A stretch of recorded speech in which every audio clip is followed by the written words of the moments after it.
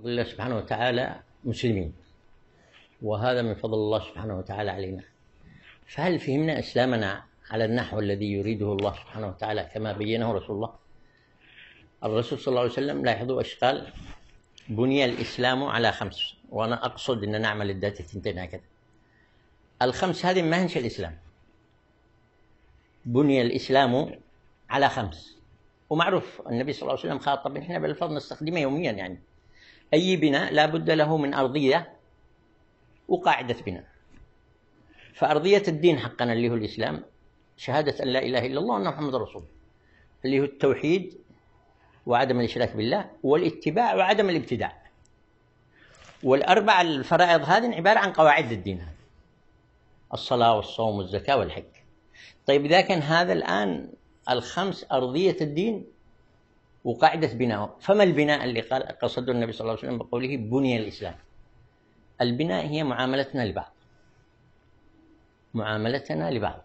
والنبي صلى الله عليه وسلم يصدر لنا حكم عام كمسلمين تحققنا بهذه القاعدة، بهذه الأرضية وهذه القاعدة، يصدر هذا الحكم: المسلم أخو المسلم، بشرط لا يظلمه ولا يخذله ولا يحقره. المسلم أخو المسلم هكذا، وهذا الشرط لا يظلمه ولا يخذله ولا يحقره. قد يقلل واحد من مسألة الاحتقار، يقول لك طيب أنا ما بنش مني إن أنا احتقرته بكلام ولا بفعل. النبي صلى الله عليه وسلم حذرك حتى لو أضمرت الاحتقار في نفسك: بحسب امرئ من الشر أن يحقر أخاه المسلم. ثم يصدر هذه الكلية: كل المسلم على المسلم حرام. إذن المسلم الآن تبين من هو: من سلم المسلمون من لسانه ويده. ولا يمكن أن يسلم المسلمون من لسانه ويده إذا لم يكن قلبه نظيف تجاههم، لا يضمن لهم احتقار، لا يضمن لهم كره، لا يضمن، لأنه هذه المعاني الشعورية هي التي ستقعد تخلي الواحد يقول ولا يفعل أذية تجاه الآخر.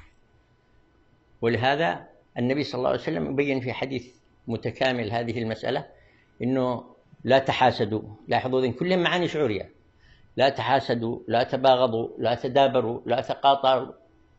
المسلم أخو المسلم، لا يظلمه، لا يخذله، لا يحقره. كل المسلم على المسلم حرام، دمه وماله وعرضه.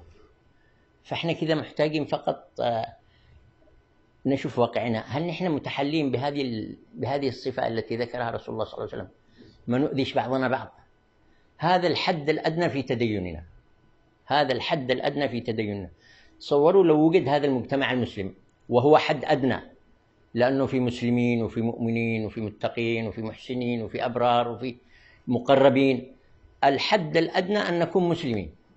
تصوروا لو وجد المجتمع المسلم الذي لا يؤذي بعضه بعضا، يعني أنت تذهب وأنت آمن على أهلك، آمن على أموالك. ليش؟